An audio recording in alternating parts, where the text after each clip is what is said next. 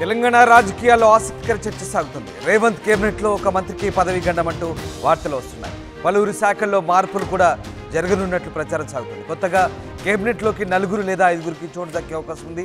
ఇవాళ ఢిల్లీకి ముఖ్యమంత్రి రేవంత్ రెడ్డి, డిప్యూటీ సీఎం భట్టి విక్రమార్క వెళ్తున్నారు. ఏఐసీసీ పెద్దలతో మంత్రాలు జరపబోతున్నారు. ఏడాది పాలన విజయోత్సవాలపై అధిష్టానానికి నివేదిక ఇవ్వబోతున్నారు. నెలాఖరులోపు మంత్రివర్గ విస్తరణ సంబంధించి జరగబోతున్నట్టుగా హస్తంలో చర్చ సాగుతోంది. ముఖ్యంగా మంత్రివర్గ విస్తరణ సంబంధించి అందరి ఫోకస్ పెట్టినట్టుగా తెలుస్తోంది. ఇక ముఖ్యమంత్రి ఇప్పటికే రాజస్థాన్లోని తమ బంధువుల పెళ్లికి కుటుంబ సమేతంగా వెళ్లారు. అటునుంచి ఆయన ఢిల్లీ చేరుకోబోతున్నారు. ఢిల్లీకి ఇవాళ ఉప ముఖ్యమంత్రి భట్టి విక్రమార్క కూడా వెళ్ళబోతున్నారు. ఏఐసీసీ పెద్దలతో మంత్రాలు జరపబోతున్నట్టుగా తెలుస్తుంది. ప్రధానంగా ఏడాది పాలన విజయోత్సవాలపై అధిష్టానానికి నివేదిక ఇవ్వబోతున్నారు. నెలాఖరులోపు మంత్రివర్గ విస్తరణ జరగనున్నట్టుగా హస్తంలో చర్చ జరుగుతుంది. సీఎం రేవంత్ రెడ్డి 2 రోజుల పాటు ఢిల్లీలో మకాం వేయబోతున్నారు. రాజస్థాన్లోని వివాహ వేడుకకు హాజరైన తర్వాత ఆయన ఢిల్లీ వెళ్తున్నారు. అక్కడి నుంచి క్యాబినెట్ విస్తరణపై హైకమాండ్తో చర్చించే అవకాశం ఉన్నట్టుగా గాంధీ భవన్ వర్గాలు చెప్తున్నాయి. ఇక సోమవారం నుంచి అసెంబ్లీ సమావేశాలు జరుగుతున్నాయి. ఈలోపే కొత్త క్యాబినెట్ కొలువు తీరవచ్చన్న చర్చ సాగుతోంది. ఇప్పటికే క్యాబినెట్లో ఖాళీగా ఉన్న 6 మంత్రి పదవులు ఎవరికి దక్కనున్నాయో ఈ అంశాలపై పూర్తి క్లారిటీతో సీఎం రేవంత్ రెడ్డి ఈ దఫా ఢిల్లీ పర్యటనకు వెళ్తున్నారంటూ గాంధీ భవన్ వర్గాలైతే చెప్పాయి. ఇక కాంగ్రెస్ ప్రభుత్వం అధికారంలోకి వచ్చి ఏడాది పూర్తయింది. దీంతో మరొక సీఎం రేవంత్ సహా మరో 11 మంది మంత్రులతో రేవంత్ సర్కార్ ప్రస్థానం నడుస్తోంది.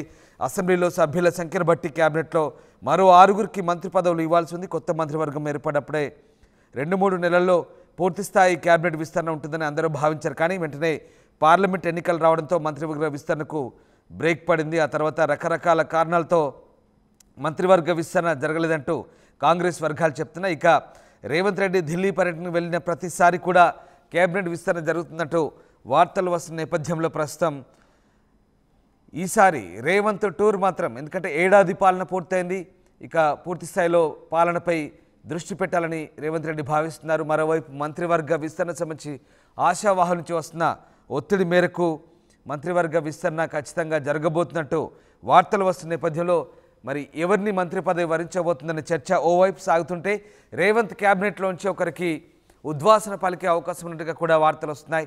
ఆ ఒకరు ఎవరికి పదవీ గండం ఉండబోతుందనే చర్చ అయితే ప్రస్తుతం జోరుగా సాగుతోంది. మొత్తం మీద ఈసారి మంత్రివర్గ విస్తరణ సంబంధించి అయితే ఆసక్తికర చర్చ అయితే సాగుతుంది.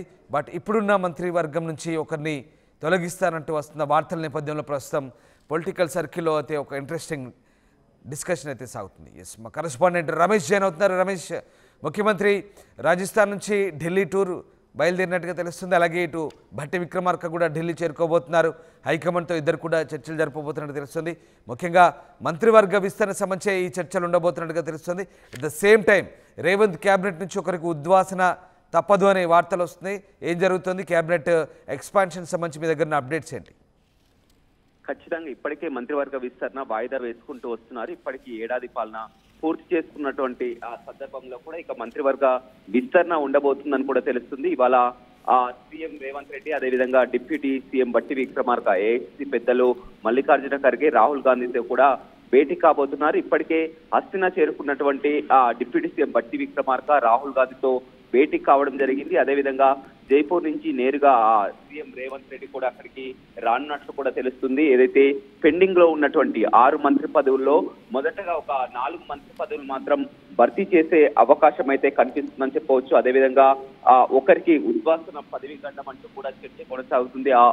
ఎవరు ఆ మంత్రి అనేది కూడా కాస్త సస్పెన్స్ గా మారింది. అదేవిధంగా కొంతమంది ఆ మంత్రుల శాఖల్లో కూడా మార్పు చేర్పులు కూడా జరుగుతున్నట్లు కూడా తెలుస్తుందని చెప్పవచ్చు.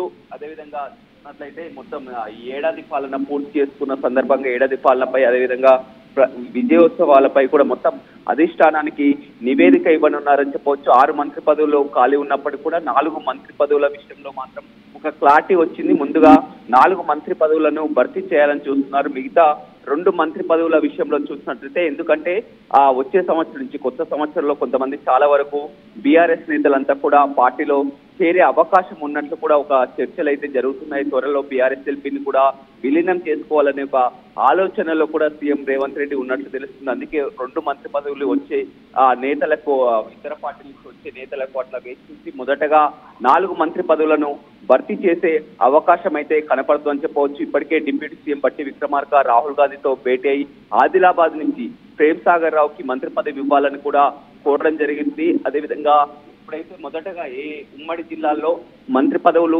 లేనటువంటి జిల్లాలు ఏవైతే ఉన్నాయో ఆదిలాబాద్ కానీ, నిజామాబాద్ కానీ, రంగారెడ్డి కానీ మొదటగా ప్రాధాన్యం మంత్రి పదవి లేని జిల్లాలకు మంత్రి పదవులు ఇవ్వాలని ఒక సూచన అయితే కనిపిస్తుందని చెప్పవచ్చు. కానీ మొత్తం మీద ఇది రాజకీయాల్లో, తెలంగాణ రాజకీయాల్లో ఒక ఆసక్తి పరిణామం అయితే కనిపిస్తుంది. ఎందుకంటే ఒక మంత్రికి పదవి కంటే ముందు అదేవిధంగా మంత్రుల శాఖల్లో కూడా మార్పులు చోటు చేసుకోబోతున్నాయి. కాబట్టి ఆ మంత్రి పదవి ఇప్పుడున్నటువంటి పరిస్థితుల్లో ఎవరిని మంత్రి పదవి నుంచి తొలగిస్తారు అనే ఒక సస్పెన్స్ నెలకొంది. అదే కనుక జరిగితే కనుక రాజకీయాల్లో కూడా మార్పు జరగబోతుంది. అదేవిధంగా మంత్రుల శాఖలో ఈ సంవత్సర పాలనపై కూడా చూడడం జరిగింది, అధిష్టానం కూడా చూడడం జరిగింది. కాబట్టి శాఖలలో కూడా మార్పు చేర్పులు జరిగే అవకాశం కనపడుతుంది. మధ్యాహ్నం రాహుల్ గాంధీతో సీఎం రేవంత్ రెడ్డి భేటీ కాబోతున్నారు. నిన్న జైపూర్ లో అతని బంధువులు జైపాల్ రెడ్డి బంధువుల వివాహానికి జైపూర్ చేరుకున్నారు. జైపూర్ నుంచి నేరుగా ఢిల్లీకి చేరుకోబోతున్నారు. ఇప్పటికే డిప్యూటీ సీఎం కూడా ఆల్రెడీ